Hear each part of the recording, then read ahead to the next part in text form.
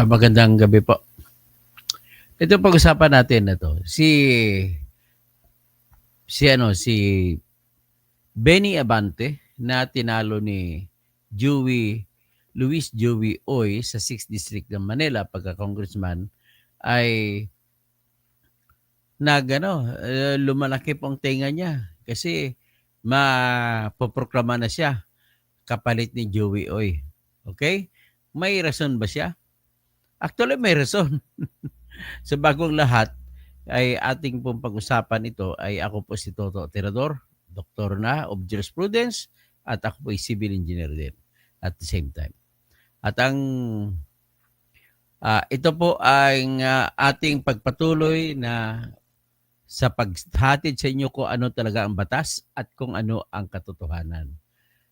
Wag po tayong padalos-dalos sa ating bugso ng damdamin natin just because galit kayo kay Duterte ay guilty na lang si Duterte sa lahat ng bagay. Just because galit kayo kay BBM, guilty na lang si BBM sa lahat ng bagay. Wag po tayo tumingin sa persona. Tumingin po tayo sa batas.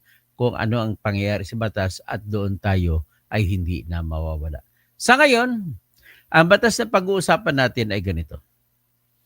Kung ma-disqualify yung isang kandidato, kagaya ito, kandidato pagka-congressman, si Joey Oy, ay diniklara siya ng second division ng COMELEC na disqualified siya dahil daw ay hindi siya natural born Filipino citizen. Ang katwiran nila ng second division ay hindi klaro. Anyway, hindi ko pa nabasa kasi desisyon eh. Pero ma-establish natin kung ano ba talaga ang nangyari, si Joey Oy ay pinanganak po siya noong March 15, 1962. Sa panahon na ang umiiral sa Constitution pagdating sa citizenship ay ang 1935 Constitution. Na nagsasabi roon na sa isang tao, sa isang Pilipino o Pilipino man siya, kung ipinanganak siya na ang nanay niya ay Filipina kagaya kay Joey Oy at ang tatay niya ay Chinese nung siya ipinanganak, ay kailangan ni Joey Oy na pagdating niya ng age of majority from 21 years old to 23 years old ay dapat gumawa na siya ng tinatawag na express election. Ibig sabihin election, pamili. Mamili ka kung anong gusto mong citizenship. It's either citizenship ng tatay mo o citizenship ng nanay mo na Pilipina. So kung gusto mo ang Pilipina pagdating mo sa edad na 21 hanggang 23 ay dapat mag-elect ka ng Filipino citizenship. Pero kung ayaw mo, kung hindi ka mag-elect ng Filipino citizenship, yan po ay magpupunta po sa tinatawag na automatic ipipresume ka na Chinese. Kung Chinese ang tatay mo. Okay? Pero meron ako naisip na ano dyan, na very novel idea. Pero nevertheless, saka ko na pag-isipan yung novel idea. Ito na lang ang ating tukuyin. So ngayon, sabi ng COMELEC, disqualified siya sapagkat wala pong katunayan o walang katibayan na magpapakita na si Joey Oy ay Joey Chua Oy o di kay Luis Joey Chua Oy. Ang nanay niya pure Filipina. Siguro kay Chua apelido, ang anak siguro siya ng mga naturalized Filipino na rin. Okay? Not Chinese. Pero ngayon, kasi pinanganak siya Filipino, natural born ang nanay niya. At ng nanay niya Pilipina ay ang mag-apply ngayon sa kanya, ang mamamayani ay 1935 Constitution. Okay, fast forward. 1967, yung tatay niya naging Pilipino sa pamamagitan ng naturalized born Filipino citizenship. At noong 1973, nagkaroon ng bagong konstitusyon na kung saan sinasabi na binigyan ng kahulugan kung ano ang mga Pilipino na pwedeng tawaging natural born. Sinabi doon, ganon din po sa 1987 Constitution na ang sinumang Pilipino na hindi na kailangan gumawa ng legal na bagay kagaya ng pag-execute ng affidavit, ay siya ay natural born Filipino citizen, no? Kung wala na siyang gagawin, ay natural born na siya. So ngayon, tingnan natin, may exception to the rule. Ang exception to the rule niyan, kung ang nanay mo ay Filipina, ay ang kailangan mo na lamang gawin para maging natural born ka ay mag-execute ka ng affidavit at election mo. Pero nakalagay sa Constitution, hindi man lamang po sinabi kung papaano mag-elect ng citizenship. So, okay? So, kung hindi nilagay, ang mangyari, titignan natin siguro 1965 Constitution. Sa 1965 Constitution po, balik muna tayo ha. Nakalagay dito, a female, kung sinabi, article, a female citizen of the Philippines who marries an alien retains a natural born, 1973 Constitution ito. So, tingnan natin ang 1935 Constitution. Sa 1935 Constitution, o 1997 ito nabuksan ko. So, ito. Ay, hindi ito. Okay. Lagay ko muna 1935 Constitution. Ito po ang 1935 Constitution.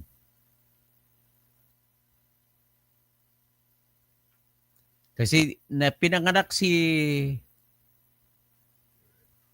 Joey Oy, 1962, so ang mag-apply sa kanya, ang namamayaning konstitusyon nun ay 1935. So ipakita ko sa inyo yung 1935 Constitution.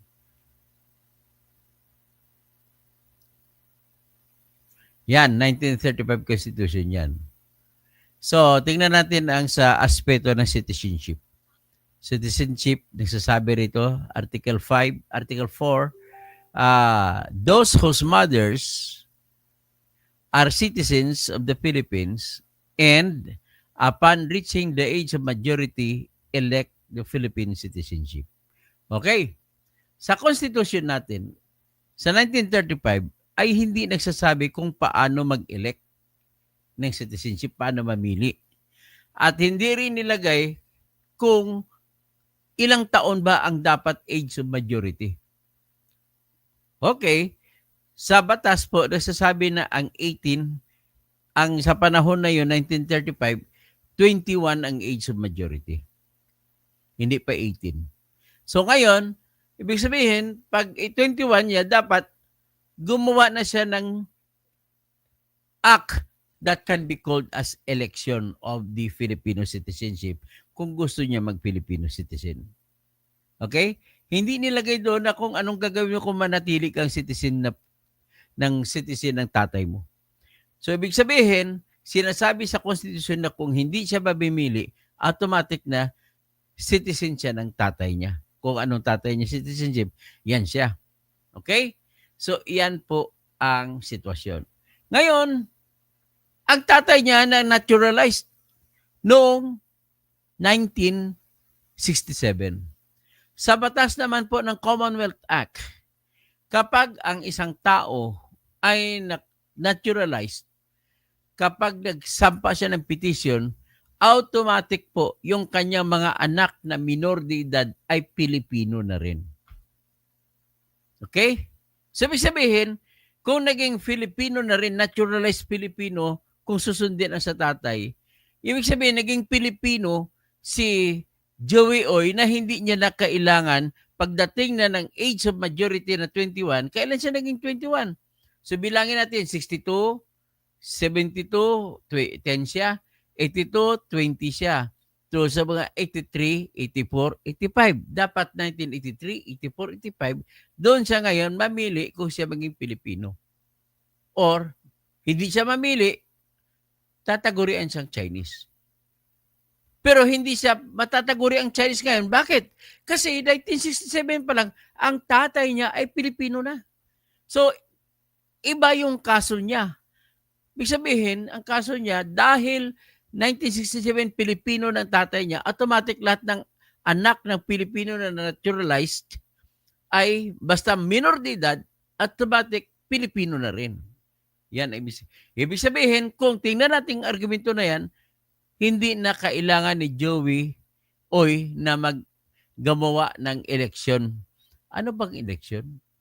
So, ang eleksyon po ay ganito. Either sa dalawa ang gagawin ni Joey Oy. Number 1, gagawa siya ng sinumpaang salaysay. Tagalogin ko na lang. Na pinipili niya ang citizenship ng nanay niya. At isubiti yun sa civil registrar kung saan sa Manila, kasi civil registrar Manila siya pinanganak, doon niya ibibigay. At pag ikinabit na yun sa record ng civil registrar, lahat na magtanong, ipakita lang yun, o Pilipino na yan. Ito pong kanyang sinumpaang salaysay. Pwede rin po na hindi niya doon ibigay, pero doon niya ibibigay sa Bureau of Immigration. Yan po ay kung hindi naging naturalized ang tatay niya. Kaya na naturalized ang tatay niya, Pilipino siya. O kagaya kay Romel Causing, di ba? Si Romel Causing, kami po, nung long time ago in Bethlehem, panahon, Romel panahon ni Lim Ahong, ang ating ninuno na Causing, ay Tanhuksing Causing ata yun, Romel, bumaba ng barko ni Lim Ahong, nakapag-asawa ng Ilongga sa Panay at nanatili na ron. Kaya yan ang pinagsimulan ng Causing. Ang ibang Causing napunta na sa Cebu, sa Barili, ang iba sa Bantayan, ang iba kung saan na napunta. Kasi mga Causing po, natural na mandirigma. Kaya panahon ng Espanyol, si Dr. Kung hindi magkamali, Dr. Leonardo Causing ay sumibat galing sa Iloilo, pumunta siya sa Barili, Cebu, at doon itinayo yung Causing sa Barili. At ang Causing sa Barili, para hindi sila mahabol ng Espanyol, Romel, tinanggalan ng G ang Causing, naging Causing na. Yung ibang Causing naman, napunta naman sa Bantayan Island. Kaya the first 2 congressmen of the province of Cebu in Bantayan Island and in Barili were Causing. Si Attorney Eulalio Causing, saka si Attorney Casiano Causing. Sila naging first congressman ng Cebu. Pagkatapos niyan, hindi kami po swapang sa kapangyarihan ng mga Causing. Kasi pagkatapos nun, hindi na kagad tumakbo na pagiging congressman. Ganon po. At itinalaga si Eulalio Causing doon sa Davao City na first mayor, civilian mayor, itinalaga siya ng American government, ng Davao. The entire province of Davao. Pagkatapos nun, ng term niya bilang gobernador ng Davao City, tinalaga naman siya na first judge siya sa Court of First Instance ng Tacloban City. Kaya maraming Causing na waray. Yun po ang kwento ng mga Causing. Anyway, balik tayo doon kahit luluha man dugo si Abante, hindi siya makakaupo. Kahit sabihin natin na disqualified si Joey, pero pinaliwanag ko sa inyo na hindi pwede ma-disqualify si Joey. Kasi nga, ang tatay niya, na naturalized noong 1967, minor de edad pa si Joey. So, kung minor de edad, hindi na kailangan ni Joey na mag-elect. Ngayon, sinabi ko sa inyo kanina kung paano mag-elect, gagawa lang ng sinumpang salaysay. Pero, may iba pa bang paraan na mag-elect? Meron pa po. Paano yan? Kung ikaw ay bumoboto, nakaparehistro ka, tuloy-tuloy hanggang ngayon, Pilipino ka na, hindi mo na kailangan na gumawa pa ng sinumpaang salaysay. Kasi yung pag-apply mo pa lang sa pagka-registered voter, may sumpa ka na doon na ikaw nanunumpa na Pilipino ka. Ibig sabihin, iyon po ang kapalit na pwedeng ipalit na substantial compliance. At sa kaso ni Joey, tumakbo pa siya at nanalo pagkakonsyal. Although, kailangan na tumakbo ka, hindi naman kailangan na natural born ka, naturalized, hindi rin siya pwede patakbuhin kung may kontra sa kanya, kung hindi siya naka-elect kasi automatic titingnan siya na Chinese citizen kung hindi siya nag-elect. Kung may kumontra lang sa kanya noon na tumakbo sa konsyal, disqualified siya kung hindi siya Pilipino. Kaya lang, Pilipino siya, number 1 reason is dahil na naturalized Filipino ang tatay niya. Noong 1967, minor de edad pa si Joey. O di kaya, pwede rin dahil naging registered voter din siya pagdating sa edad na 18. Kaya, Pilipino rin siya. Dagdag niyan, ay nag-apply pa siya ng Philippine passport. Pilipino siya. O hindi ka siya nagsundalo, pero nag-aral pa rin siya sa mga Philippine schools hanggang sa college sa Lasal St. Benilde siya gumraduate ng BS Business Management at Master in Business Administration sa Ateneo de Manila University. So, Pilipino siya. At dito siya nakatira. At sa tagal niya ay na-cure na po. Ang dami niyang pinilapan na papel na nagdeklara na siya ay Pilipino. So, those documents that he signed are more than sufficient as substantial compliance for him to be declared as Filipino, assuming his father did not acquire naturalized Filipino status. O ngayon, dito na tayo. Kahit sabihin na natin na disqualified si Joey. Ang tanong, makakaupo ba si Benny Abante? Sagot, kahit luluha pa siya ng dugo, hindi siya makaupo. Bakit? Noong kamakailan lamang, April 25, 2025, nagkaroon ng bagong doktrina ang Supreme Court, kaya akala ko hindi pa nabago. Kaya pasensya nyo kung nag-comment ako doon kay, sino ba yun? Abogado din ata yun na hindi na makaupo si Kwan. Sabi ko, hindi, binago na yan, naga-second place rule na. Yung pala, yung sinite ko na kaso, yung si Kasan Makudi Makiling case versus Comelec, ay hindi na pala kasi doon sa Kasan Makudi Makiling case, ang liit lang ng boto ni Kasan Makudi Makiling. Pero dineklara siyang mayor matapos ma-disqualify si Arnado na American citizen. So na-disqualify siya, inupo ngayon si Kasan Makudi Makiling. Pero binago na pala nitong ito lang April 25. Hindi, ano bang gana? Ipakita ko sa inyo yung decision. Ay, April 22 pala. April 22. Ito po yung decision.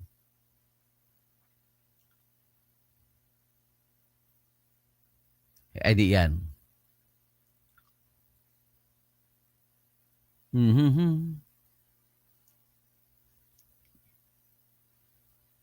So, ito po yung decision. Nakita ninyo? Yeah. Anong petsa niyan? Na-receive June 19, 2025. Hindi pa na-release. Ni-release lang June 19, 2025. So, bagong-bagong kaso ito sa Baguio City na desisyonan.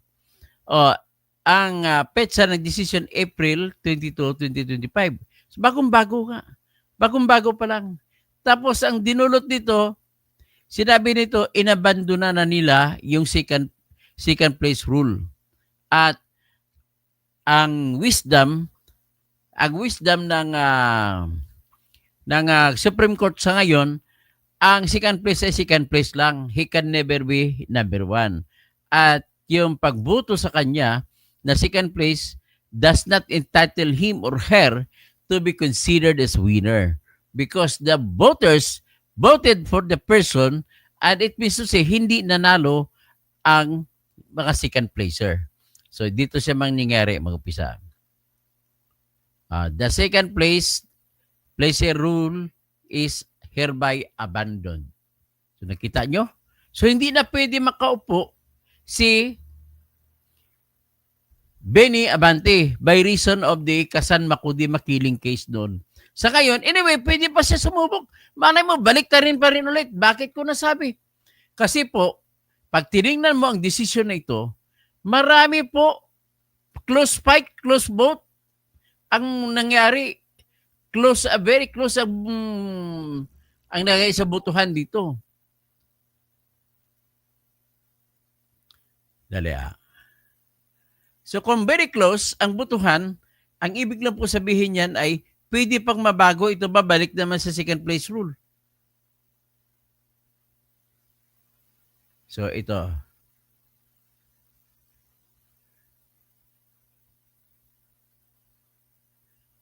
So So, yan ang second place rule. So, anyway, ang ano ka ng butante, 8-7 ang voting eh. Isa lang ang lamang. So, ganun ang matindi dito.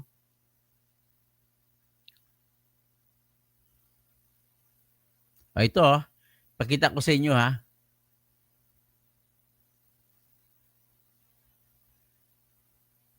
Binanggit mismo sa desisyon kung sino ang bumoto pabor. Yan, ipakita ko sa inyo ngayon ang ano.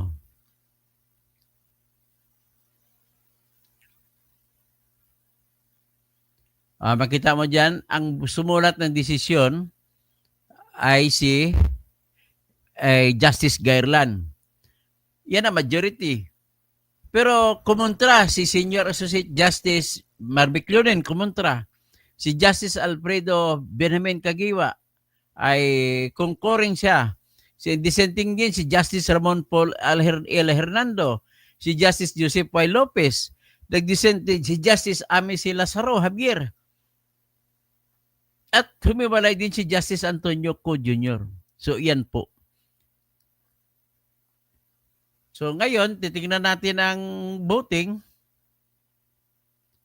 doon sa ilalim mata.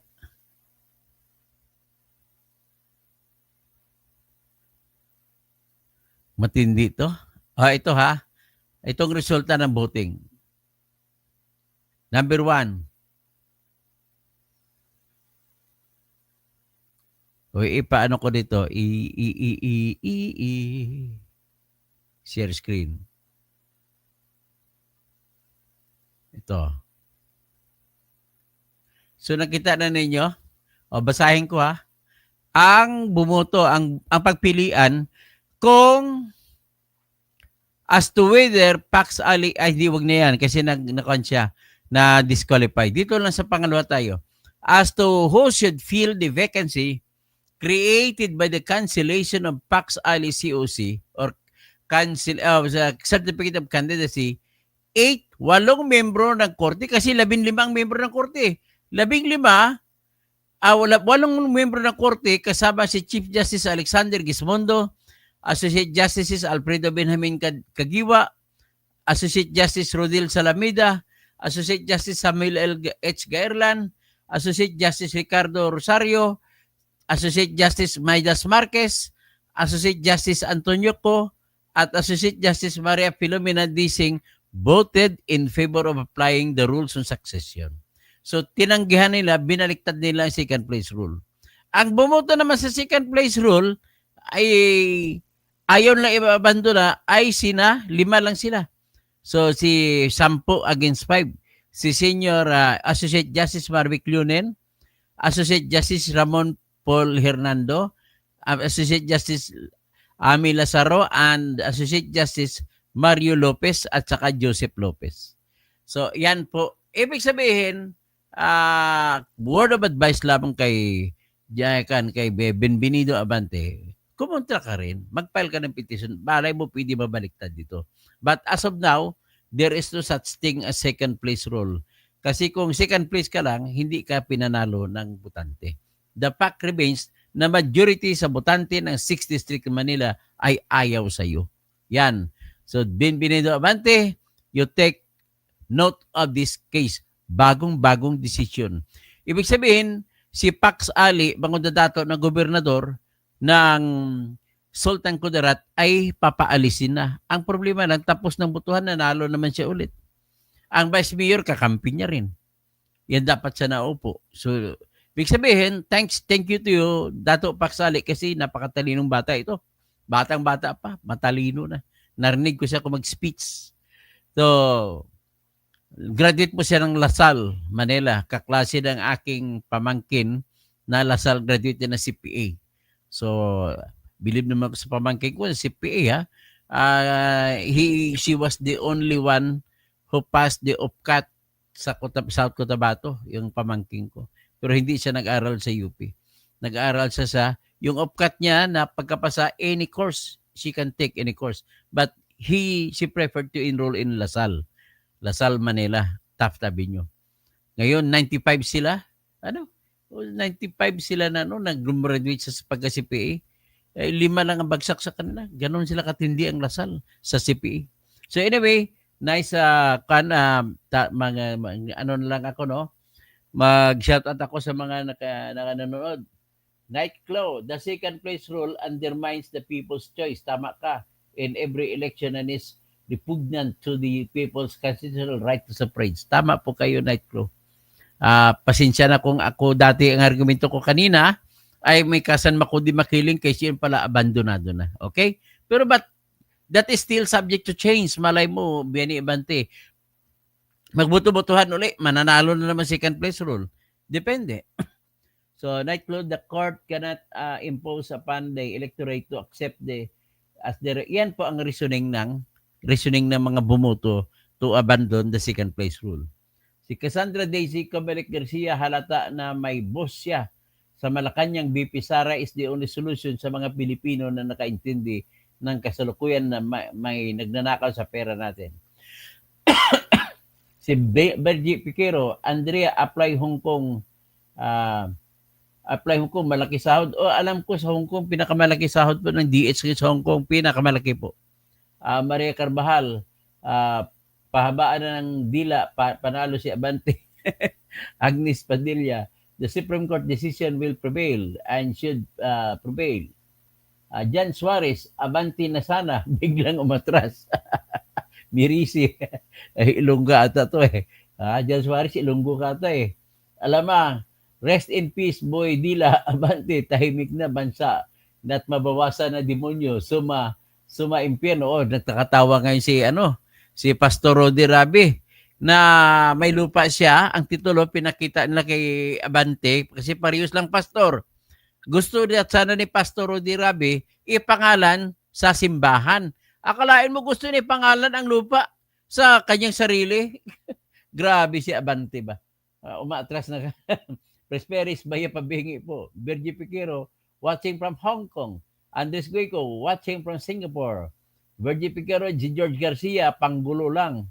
Nikuza, nakaka-dismaya, insulto ang ginagawa ni Comelec. Mineral, pastor na gahaman sa pera at power. Yon. Cassandra Daisy, please lahat ng subscriber ni Dr. Toto, share naman tayo sa pagsampa ng kaso laban kay Pakishare naman kayo, bigyan naman ako ng tulong. Hindi ko po talaga kaya ang filing fee na 50,000 na ibabayad sa Senate Electoral Tribunal para kasuhan ng kuwaranto si Erwin Tulfo para patanggalin. And the same manner, dahil wala na yung second place rule, hindi na si Ben Tulfo ang uupo. Matanggal, magiging 23 senators na lang. Okay? So, Anikusa, nasaan na sa batas ng bansa para lang sa may pera at power. Iyon nga. Bergie Piquero, Abante appointed as son of Comelec George Garcia. Mineral, pastor naghahaman sa power. Bergie Piquero, dapat pag-apply pa lang sa Comelec before mag-eleksyon, doon pa lang, disqualified na. Kasalanan ng Comelec, dapat nung una pa lang eh. Judge Suwayan, di naman disqualification ang file, kundi cancellation. Ganon din po yun, kahit cancellation, disqualified din po siyang effect niya, Jude. Okay, baby girl. Good evening, good night sa DI, sir. Haha. Cassandra Daisy, incompetent na Comelec. Tatak Duterte, Abante is not a Filipino. Hindi siya Filipino, demonyo. Okay, Judge Suwayan. Ano ba pagkakaiba ng cancellation at disqualification? Yung cancellation, disqualified ka rin. Kasi nga, kinansila nga ang kwan mo eh. Kinansila nga si GOC mo eh. Pero ang nirason, kung bakit kinansila, dahil hindi natural born daw si Joey. Okay? So, Cassandra Daisy, Erich Tulfo, okay lang na senador kahit na makinabang siya sa peke na American birth certificate. Nako. Johnny Bunagan, wala naman problema, doktor, sa citizenship ni Joey Oy. Alam ni Garcia yan, kaya lang sunod-sunuran. O tama nga no, Romel Tigbas, katangahan ng Comelec yan, bakit nila pinayagan na tumakbo kung sa umpisa pa lang may nalabag na para? Tama po kayo. Let us fight for the right, sabi ni Pastor Rodi Rabi. Pinoy Commentary, nice po sir, tama po. Sila, Benny Abante, kahit luluha ka pa ng dugo, hindi ka makakaupo. Romel Causing, so hindi talaga makapaupo si Abante. Idol, Toto, hindi po. So, Pastor Rodi Rabi, Okay, so at least itong batas na ito, Romel Causing kamag-anak, ay ngayon lang na desisyon ng Supreme Court. Ngayon lang binago. Si ano ba si Oknek na second place is always the first loser. In the Sara TV, Boss Toto, magkakaroon ba na uli eleksyon sa 6th district? Kung ma-disqualify si Joey Oy, magkakaroon ng eleksyon uli sa 6th district. Manuel Toribio, hi from Virginia. Renanti Camporal, the second place rule cannot be declared winner if the first winner has been disqualified. Inday Zara TV, Bostoto, si Abante ay hindi true profit. Siya ay true profit. Hindi siya profit, but she is a profit. Zerwin Barda, Sir Toto, watching from Jeddah, Kingdom of Saudi Arabia. Sana may moral ascendancy si Ben Abante. Thank you. Romeo Caldillero, a sweeping statement mo, Toto Kausing, how sure you are you? So the statement mo, aling statement po, Romeo? Para tingnan natin kung mali bang sinabi ko o tama. Jun Suarez, Ilonggo ako, Dok Toto. Ako ang naging ganyo sa mga DDS na mag-subscribe sa iyo. Salamat, Gid. Mga ka-DDS, tulungan natin si Toto kahit magkano pa para ipapatalsik natin si Peke na Erwin. Tinitira niya si Digong Duterte, kaya banata na yan. Sergio Lao, good evening po. Rolando Hodgson at Tony Toto, ikaw sana ombudsman namin. Sana kung pwede na maibalik lisensya ko, apply ako pag-ombudsman. The Action Man, paano nyo nasabi na hindi makaupo si Abante? Please explain. Ganito po yung Action Man. Napanood ko rin si Action Man ito eh. Napanood din kita, Action Man eh. Hindi mo lang alam. Hindi siya makaupo sapagkat may bagong desisyon. Ipakita ko bagong desisyon na. Bagong desisyon ng Supreme Court dated April 22, 2025 lamang. At sinasabi na inabandona na nila ang second place rule. Ang susundin na nila ngayon ay kung sino talaga nanalo ay siya lang makakaupo. So, yan pong decision. Basahin natin na decision, ha? Okay, yan. Ang issue dito ay kung who should fill the vacancy created for the cancellation of the position occupied by the winner.